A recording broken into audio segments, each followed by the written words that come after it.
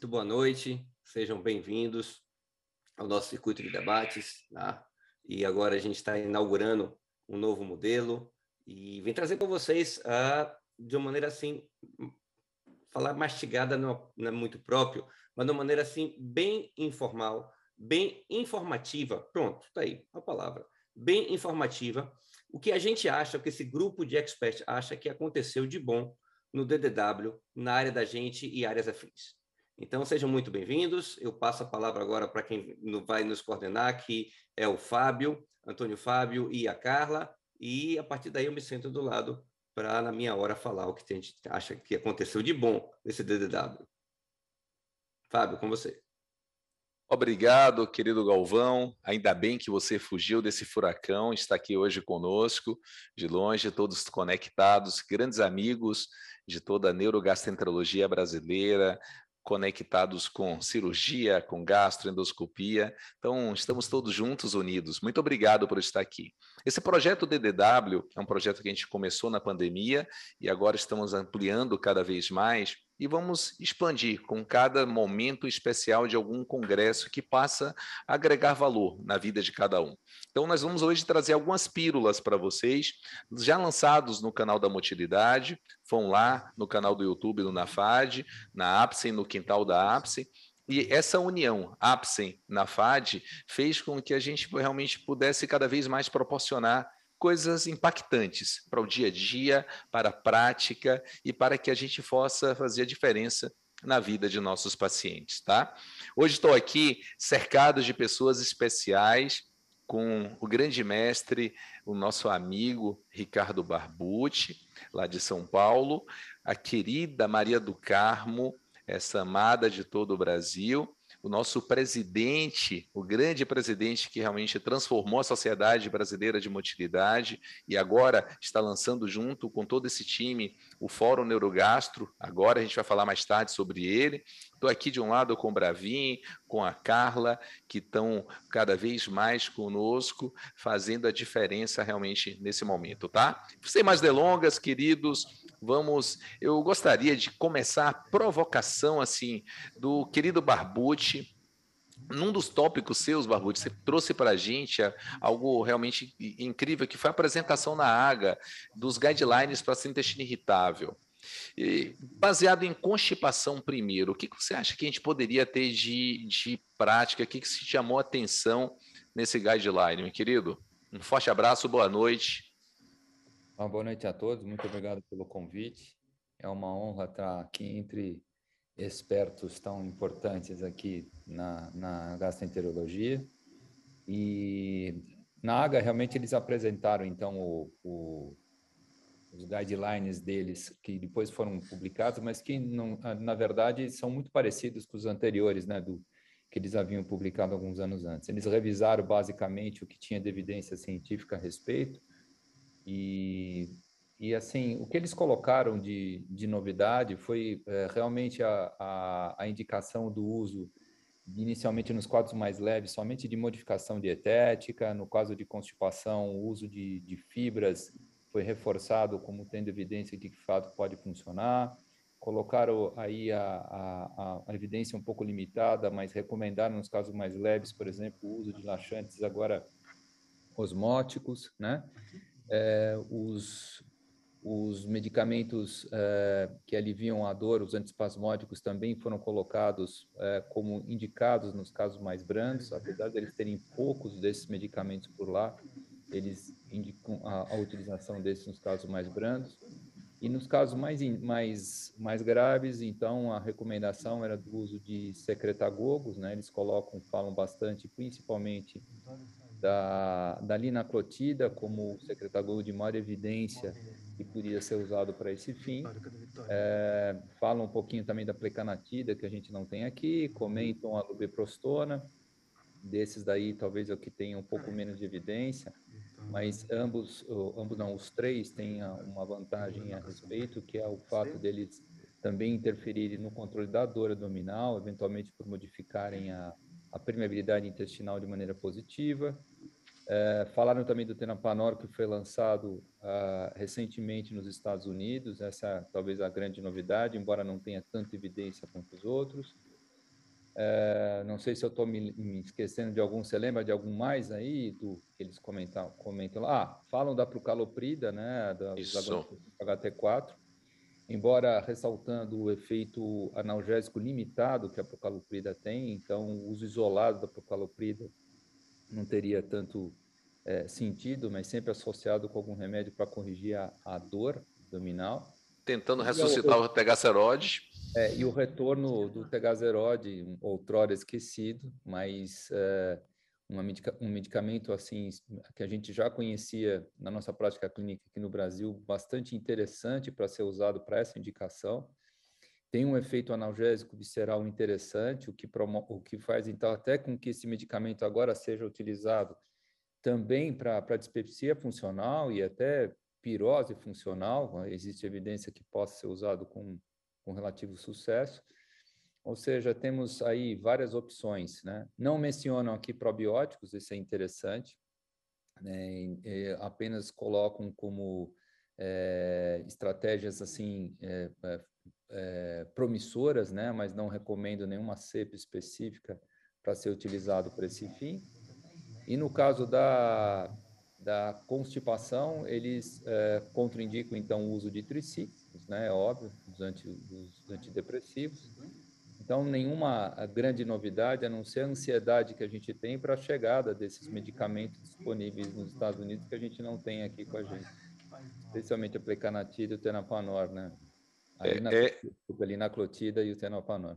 Lembrar do tegaceroide que foi lançado, mas do efeito de segurança, né, Barbucci? Eu acho que a gente tem que lembrar. Assim, na verdade, o tegazeroide foi retirado porque ele apareceram alguns casos de insuficiência coronariana, né, secundária ao uso do tegazeroide, mas a incidência disso realmente é muito baixa, né? O que fez então com que o FDA revisasse todos os trials que tinham com tegazeroide e recomendasse a liberação do tegazeroide novamente, com restrição, é óbvio, para pacientes mais jovens, né, especialmente sem história de coronariopatia. Mas é muito difícil realmente esse efeito colateral encontrado. E isso acontecia porque o tegazeroide é um agonista 5-HT4, mas não é específico, né? Ele age também sobre outros receptores serotoninérgicos, o que pode, então, explicar esse efeito vasoconstritor que, eventualmente, ele pode apresentar, mas, assim, isso é muito raro de acontecer. Dulce, queria acrescentar alguma coisa? Acho que Barbucci estudou muito essas novas recomendações, que não são tão novas assim, como ele mesmo falou, mas a volta do tegazeroide aos Estados Unidos, nas mulheres jovens aí sem doenças cardíacas, que a gente sabe da importância dessa opção terapêutica. Os novos secretadores no Brasil, nós só temos a lubiprostona, esperamos pelos outros, como o Barbucci falou, e por cepas probióticas que possam realmente ser, a gente vai falar um pouquinho depois da microbiota, mas que possam realmente ajudar. Por isso que, né, Barbucci, não foram contemplados os probióticos nessa revisão, exatamente pela falta de uma especificidade de cepas que demonstrassem melhora, seja da dor, da distensão, da diarreia ou da constipação. Então, por essa razão, mas o caminho da microbiota é muito, provavelmente vai passar por todas as doenças onde a microbiota tem se mostrado, se mostra com um papel potencial na fisiopatologia, e uma delas é na síndrome do intestino irritável. Então, a gente acredita que o futuro, nesse sentido, também é muito promissor para novas cepas probióticas ou para as que a gente já tem, que demonstrem em estudos científicos que, de fato, possam determinar uma mudança na evolução dos sintomas dos nossos pacientes, seja com constipação ou com a forma com diarreia. Amados professores, para nossos colegas que estão aí na nossa plataforma hoje, muito obrigado por todos estarem aqui, espalhados pelo Brasil, e muitos não têm, talvez, amplitude, trabalham num serviço básico, até numa unidade secundária de saúde. Como utilizar fibra, como utilizar o PEG, como poder melhorar a qualidade de vida, como estimular esse paciente na atenção primária. O que vocês viram de novo? Realmente tem realmente evidência na literatura? Como é que a gente pode melhorar? Barbucci?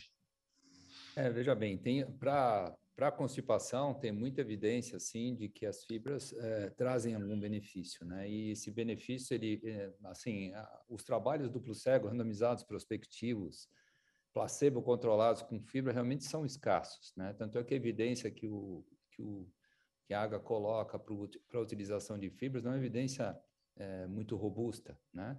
Mas existem boas evidências, sim, que a suplementação com fibra melhora esses pacientes, especialmente se o paciente consome fibras em quantidade insuficiente, né? Lembrando aqui que as fibras recomendáveis são as fibras solúveis, né? As fibras insolúveis aqui não têm recomendação para que sejam utilizadas. Na nossa prática clínica, às vezes, para o gastroenterologista, a suplementação com fibra, às vezes, a gente não faz tanto, porque o paciente já chega, na verdade, muitas vezes, medicado com isso, ou já leu, ou o ginecologista já indicou, o clínico já indicou. E de fato, quando a gente começa a entuchar o paciente demais de fibra, é um problema, porque isso acaba gerando mais fermentação, mais gases, mais distensão, e, eventualmente, isso pode atrapalhar a condução dos nossos casos, né? Mas as fibras têm todo sentido por esse efeito mecânico que elas exercem, né, para aumentar o bolo fecal, e também algumas fibras têm uma capacidade pré-biótica, né? E a gente sabe que os pré-bióticos, eles podem, então, estimular o desenvolvimento de cepas menos inflamatórias, o que poderia corrigir, né, a motilidade intestinal, poderia corrigir o processo inflamatório existente em pacientes que têm sim intestino irritável, e interferir, então, de forma direta e indireta sobre o eixo cérebro-intestinal, na verdade, porque mudando a microbiota se muda tudo isso. Então, tem sentido, sim, a utilização de fibras. É um método barato de ser utilizado, né? Quando comparado, por exemplo, com os secretagogos, né? A diferença é muito grande, mas não são todos os pacientes que respondem ao tratamento isolado com fibras, né? Mas entraria aí na etapa inicial da abordagem dos pacientes com intestino irritável, com predomínio de constipação, especialmente nos casos mais brandos. Mas normalmente Perfeito. A gente acaba associando outras coisas junto, né, Edu? E diarreia, meus amados, para a gente poder fechar esse tópico? O que a gente pode ter de novo? Fala você um pouquinho de constipação, de diarreia. Não pode falar, Barbucci, estou com a voz ruim. Fica mais os comentários. Então, na parte da diarreia, na verdade, as recomendações iniciais são muito parecidas, né? Mudança na dieta, procurar eventualmente causas de intolerâncias alimentares, né, que possam ser corrigidas, que podem levar a isso, reforçando a intolerância à lactose, a necessidade de se afastar da doença celíaca, especialmente em locais onde há uma prevalência maior dessa doença, mas a AGA recomenda agora, sim, que se afaste da doença celíaca nos pacientes com intestino irritável e predomínio de diarreia. O grande medicamento para eles de resgate é ainda agora a eluxadolina, né, que é também um medicamento que a gente não tem ainda disponível no Brasil. Eles reforçaram claramente a contraindicação para isso, que são pacientes, então, colicistectomizados ou que são etilistas, que nessa situação a eluxadolina pode aumentar o risco de aumento da pressão do esfíncter de Oddi e, inclusive, levar a caso de pancreatite. Os antidepressivos aqui utilizados e que têm evidência, embora não muito grande, até me surpreendeu, porque eu achava que teria uma evidência um pouco maior com os tricíclicos, mas eles reforçam que a evidência é moderada. Então, é outra opção interessantíssima nesses pacientes. Os antagonistas 5-HT3, né, com destaque aqui para a losetrona, né, já conhecida dos americanos, aqui a gente não tem, mas aqui a gente tem os outros antagonistas 5-HT3, e na minha experiência clínica, a ondansetron vai muito bem na condução desses pacientes, né? Lembrando que a losetrona também já chegou a ser suspensa nos Estados Unidos, né? Por um problema de isquemia colônica em algumas pacientes, né? e isso ela foi reintroduzida também com recomendações restritas, então, para diarreia rebelde ao tratamento, então, como resgate, né? O destaque também para os adsorventes de sais biliares, né? A gente sabe que 20 a 30% dos pacientes com diarreia funcional ou com intestino irritável com predomínio de diarreia, existe uma absorção de sais biliares. Então, os adsorventes aí, como a colistinamina ou colestipol, que eles têm disponível lá, trazem também benefício em pelo menos 1/3 dos pacientes.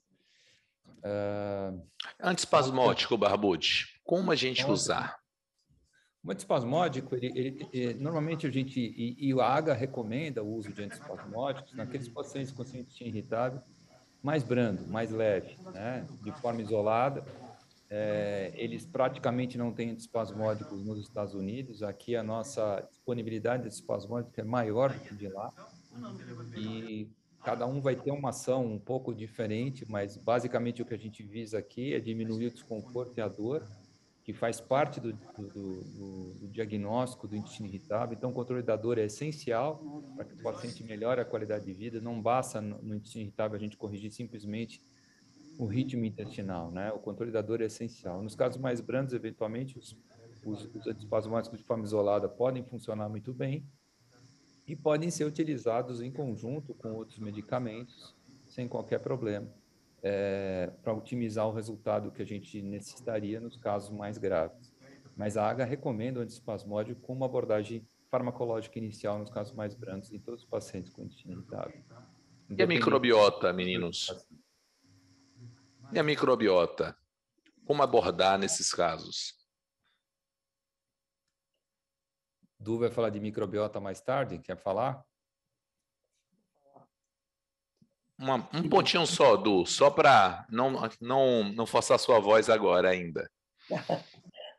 Dar boa noite a todos, né? Agradecer aí o convite, na FAD, a APSE, a oportunidade muito boa de revisar e estar junto com vocês aí nessa revisão do DDW. Minha voz acabou agora à tarde, estava ótima até de manhã, mas deve ser porque o Atlético perdeu ontem do Palmeiras e Barbucci Está explicado. Mas só comentar da forma com diarreia, né, Barbucci? Talvez para os colegas a loperamida ainda é uma forma com diarreia. Sim, esquecemos da loperamida. Uma forma que a gente tem fácil, mais acessível, junto com o antidepressivo tricíclico e o antiespasmódico, obviamente, um deles, para que a gente possa aliviar a dor e a diarreia. Muitas vezes, lembrar também do supercrescimento bacteriano do intestino delgado, frequente nesses pacientes. Nesse guideline, eles sugerem até a rifaxina, né, Barbucci, como uma opção que nós já temos no Brasil. Ela é uma medicação disponível para nós, embora um pouco mais dispendiosa para o nosso paciente, mas ela já está no Brasil. Mas a gente tem a opção de tratar com metronidazol, com amoxicilinato, tetraciclina, enfim, outras opções, quinolonas, também para tratar, se a gente julgar a possibilidade de supercrescimento bacteriano no intestino delgado, além das intolerâncias à lactose, da doença celíaca, como o Barbucci já comentou. E, obviamente, a microbiota, ela, já falamos, né, ela tem sido muito estudada, não só na fisiopatologia da síndrome, nesse eixo cérebro-intestino, nessa neurogastroenterologia, de uma forma quase que fundamental, não só diretamente os micro-organismos, mas os seus metabólitos e, consequentemente, a modulação da microbiota, especialmente na prática, com uma dieta adequada, com probióticos, não tem dúvida que é o caminho.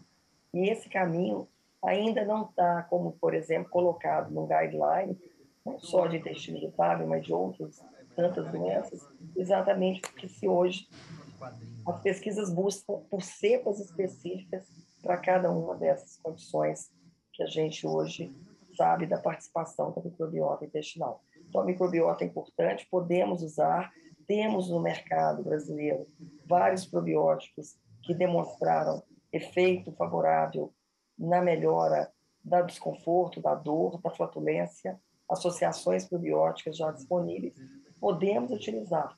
As evidências é que são ainda talvez não tão fortes para serem colocadas como o Barbucci demonstrou no guideline da American Gastroenterology Association. Obrigado, professora. Só Querido Bravin. Só um pitacozinho aqui, posso falar? Claro. Também. O que a gente viu que agora é uma tendência muito grande, falando de microbiota e doença funcional e intestino irritável, uma revisitação, na verdade, sobre a dieta dos FODMAPs, né? E teve um boom aí que parecia que resolvia todos os problemas nossos no intestino irritável, depois se viu que não é assim. A evidência é bem limitada, na verdade, com o uso de dieta pobre em FODMAPs no intestino irritável. E isso foi comentado em várias apresentações durante esse último DDW. Cada vez mais se tenta entender se, de fato, a dieta de FODMAPs é tão diferente assim de outras dietas tradicionais utilizadas para conduzir pacientes com intestino irritável, como a própria dieta mediterrânea, o NICE, ou que seja. Então, sempre também reforçando a necessidade de a gente não manter uma dieta restrita em FODMAPs por muito tempo, respeitando a fase, então, de reintrodução dos alimentos e de individualização da dieta para cada paciente. Cada vez mais a gente entende que no intestino irritável, o Tailor Medicine, acho que é essencial para que a gente possa conduzir os pacientes com sucesso. É a relação médico-paciente sempre, né? A conexão, a boa anamnese, é o tempo de observação. E aí eu gostaria de trazer, Bravin, para a parte prática. O que o laboratório, Bravin, de fisiologia, com os testes respiratórios, poderiam nos ajudar nessa condução? Para a parte prática hoje, o que você pode nos dar essa contribuição, querido? Boa noite. Boa noite a todos. Para mim, mais uma vez, um prazer aqui. Na verdade, a gente vem sempre para aprender, né?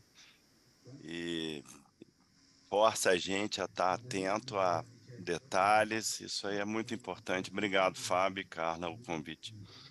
Na verdade, o que acontece é o seguinte, os sintomas dessas síndromes se sobrepõem e intestino irritável nessas duas situações, muitas vezes, tem que ser pesquisado e abordado de uma maneira adequada.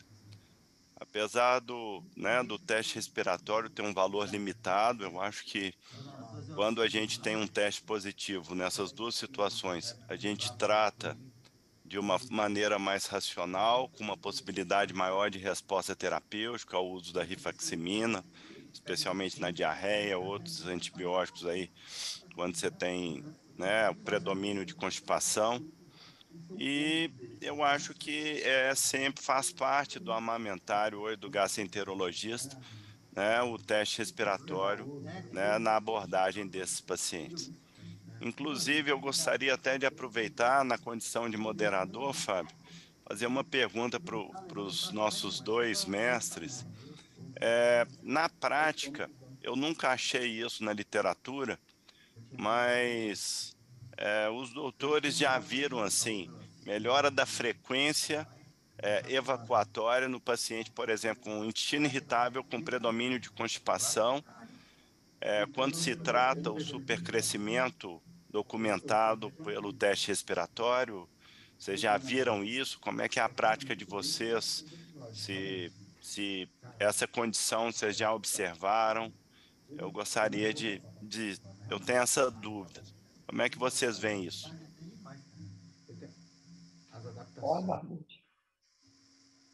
Eu acho que esse impacto sobre a motilidade intestinal é mais evidente quando a gente tem supercrescimento com diarreia, né? A constipação, teoricamente, poderia melhorar, porque a gente diminuindo a população de arqueias produtora de metano, né? E sendo metano relacionado com constipação. Mas na minha prática clínica, eu não vejo tanta melhora assim do quadro constipativo quando a gente trata o supercrescimento. Há uma melhora importante dos sintomas, né, associados à constipação. Então, bloating, desconforto, isso melhora bastante. Acaba melhorando um pouco o trânsito intestinal, mas normalmente a gente acaba tendo que tratar a constipação de outro jeito.